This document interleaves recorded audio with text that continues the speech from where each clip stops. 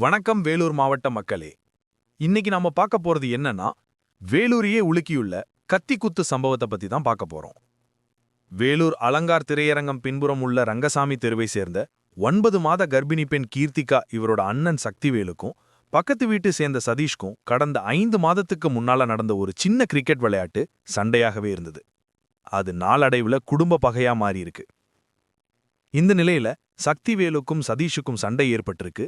அந்த சண்டையை தடுக்க போன கர்ப்பிணி பெண் கீர்த்திகாவை சதீஷ் கத்தியால குத்திட்டு தப்பி ஓடிட்டான். இதனை அடுத்து போலீசார் வழக்கு பதிவு செய்து கத்தியால் குத்திய சதீஷையும் அவனுடைய அப்பா சரவணனையும் போலீசார் தீவிரமா தேடி வராங்க. விளையாட்டு வினையானதுன்னு சொல்லுவாங்க.